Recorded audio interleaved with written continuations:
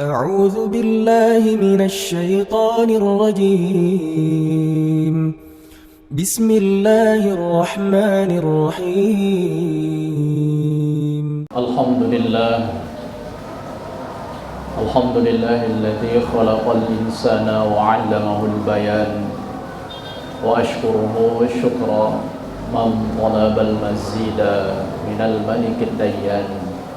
أشهد أن لا إله إلا الله وحده لا شريك له، وأشهد أن محمدا عبده ورسوله الذي لا نبي والرسول بعده. اللهم صل وسلم وبارك على أمثل السيارات سيدنا محمد وعلى آله وأصحابه أهل الفضل والعرفان. أما بعد، فيا عباد الله اتقوا الله حق تقاته ولا تموتن إلا وأنتم مسلمون. فقال الله تعالى في القرآن الكريم: أعوذ بالله من الشيطان الرجيم، بسم الله الرحمن الرحيم.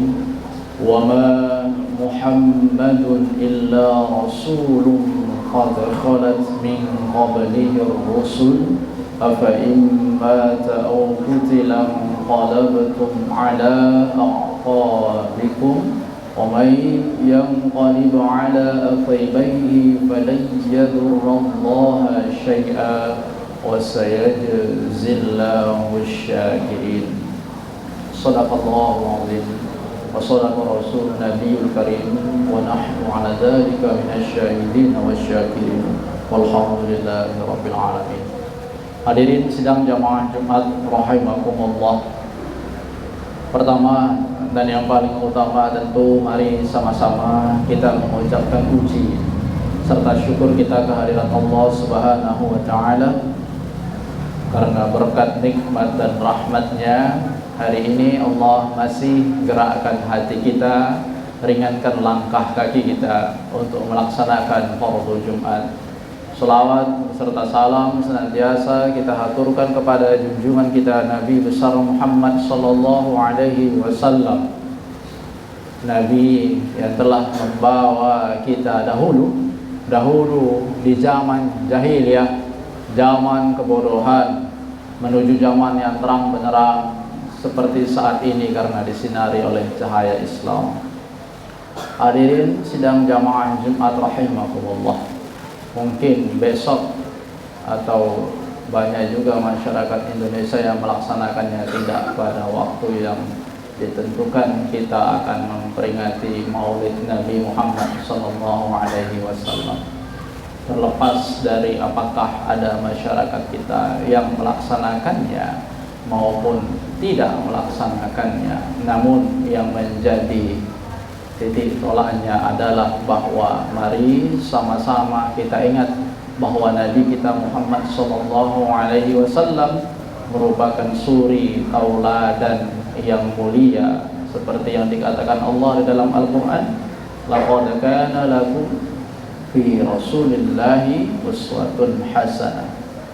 Hadirin sedang jamaah Jumat rahimakumullah, Nabi Muhammad sallallahu alaihi wasallam adalah seorang manusia.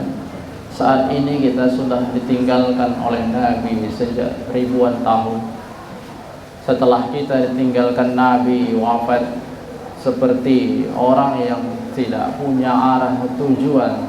Dahulu ketika Nabi sallallahu alaihi wasallam wafat, masih ada para khalifah, masih ada para tabi'in yang menjaga umat untuk tidak lari dari koridor-koridor agama ini. Setelah ribuan tahun ini berjalan, Nabi Muhammad wafat, umat Islam kita khususnya yang berada di muka bumi ini seperti tidak lagi berada pada koridor-koridor yang seharusnya. Kita seperti buih yang berada di lautan, terombang-ambing ke sana kemari, tak ada yang jelas. Sesungguhnya memang dunia ini Allah ciptakan untuk kita beribadah. Nyaman betul dunia ini. Alladzi ja'ala lakumul arda firasyaw was-samaa'a binaa'a, kata Allah. Allah hamparkan bumi ini nyaman betul untuk tempat kita ibadah. Bahkan kalimat yang digunakan Allah di situ adalah firasyaw was-samaa'a binaa'a, begitu. Kalau dalam bahasa Arab, tempat tidur itu adalah farasya. Jadi Allah gambarkan dunia ini seperti tempat tidur. Bagaimana engkau berada di tempat tidur nyamannya? Duduk engkau di situ, bergolek engkau di situ, tertidur engkau, nyaman betul. Begitulah dunia ini Allah buat nyamannya. Saking nyamannya itu yang membuat kita lalai. Hadirin sidang jamaah Jumat rahimakumullah. Terkadang bahwa nikmat yang diberikan Allah ini membuat kita lalai bahwa sesungguhnya ada yang perlu kita syukuri. Sensitivitas hati kita, mata kita, tangan kita, pikiran kita. Bagaimana kita bisa meniru Rasulullah SAW kalau tak pernah kita jaga itu semua? Bagaimana bisa tangan kita membantu orang lain bila hati kita tak tergerakkan untuk itu? Bagaimana engkau berpikir untuk menyelamatkan umat ini dari kehancuran sedangkan engkau tak pernah memikirkan itu? Hadirin sidang jamaah Jumat rahimakumullah, bahwa itu semua sudah digambarkan Allah Subhanahu wa taala di dalam Al-Qur'an. Buka surah Ali Imran ayat 144, 145 dan 146, bahwa Allah berfirman, wa ka'ayyin min nabiyyin qatala ma'ahu ribbiyuna katsir fama wahanu lima asabahum fi sabilillah wama da'ufu wa mastakanu wallahu yuhibbus sabirin. Kata Allah, dahulu betapa banyak orang-orang yang ikut Nabi untuk berperang, mendampingi Nabi dalam setiap peperangannya itu yang bertakwa. Mereka tak menjadi lemah karena bencana yang menimpa mereka di jalan Allah. Digambarkan Allah bahwa dahulu itu banyak pengikut Nabi yang ikut berperang pada Nabi, dan mereka bukan hanya leha-leha atau berperang hanya untuk angkat senjata, angkat tombak, pegang perisai, bunuh musuhnya, tapi banyak bencana yang menimpa mereka. Sahabat-sahabat Nabi, umat-umat terdahulu, banyak bencana yang menimpa mereka. Kalau kita perhatikan ayat ini sudah Allah gambarkan begitu. Ayat yang saya baca tadi adalah Ali Imran 146.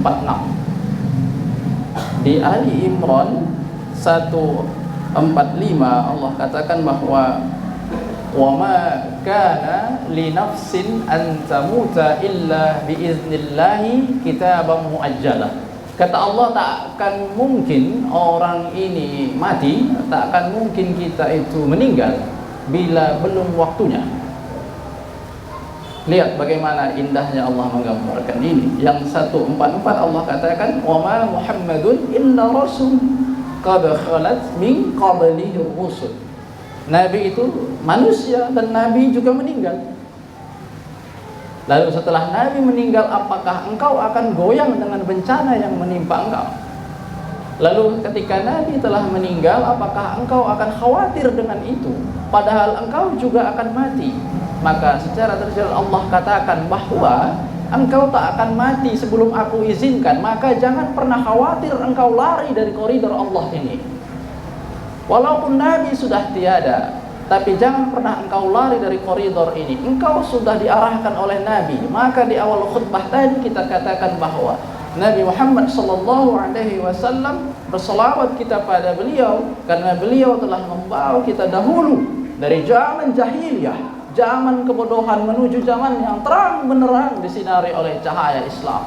Kita bisa merasakan betapa nikmatnya ibadah kita hari ini karena berkat jasa Nabi Muhammad SAW. Bagaimana tidak, masih banyak saudara-saudara kita yang belum tenang dalam ibadahnya. Banyak yang belum tenang, kumandang azan di masjid-masjidnya masih dilempari batu sama orang.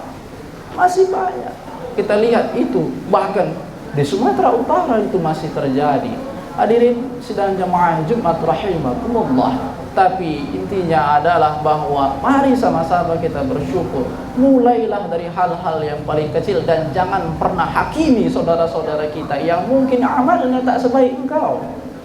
Jangan pernah hakimi mereka yang mungkin sholatnya tak sebaik engkau. Engkau 5 waktu ke masjid, beliau mungkin 1 atau 2 waktu ke masjid, tapi jangan pernah hakimi itu.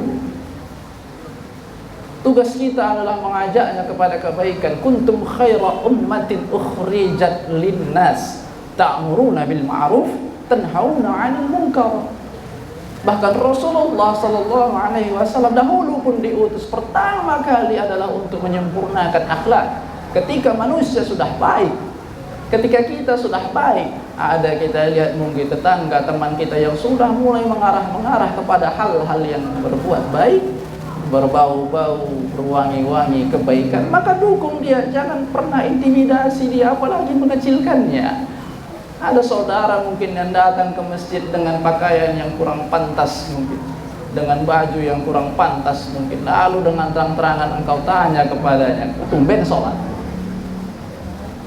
Yang tadinya memang dia ingin bertaubat kepada Allah, dia ingin mendekatkan dirinya pada Allah, tapi engkau yang mungkin sudah ditinggal Nabi ribuan tahun, mulut kita ini tak lagi terjaga seperti dahulu. Sebagai umat-umat terdahulu, terlalu sering mulut kita ini berumpat. Kita menganggap diri kita yang paling suci, sehingga orang lain yang ingin mendekatkan diri pada Allah bukan malah kita ajak untuk berbuat kebaikan, tapi malah kita sindir dia, seakan-akan kita tak percaya bahwa dia berbuat baik. Siapa kita? Hadirin sedang jamaah Jumat rahimakumullah, sudah berapa puluh kali kita melaksanakan ini, memperingati Maulid Nabi. Jangan hanya sebagai seremonial belaka saja bahwa kita mengikuti Maulid Nabi, kita melaksanakan Maulid Nabi, tapi apa ibrah yang bisa kita ambil dari situ? Apa pelajaran yang bisa kita ambil darinya? Ingatkan kepada diri kita sendiri bahwa ya Allah, aku ini adalah umat Nabi Muhammad sallallahu alaihi wasallam, manusia mulia yang engkau cintai Allah, manusia yang memang engkau jamin masuk surga. Bahkan ketika engkau jamin dia masuk surga pun dia masih tetap beristighfar kepadamu ya Allah.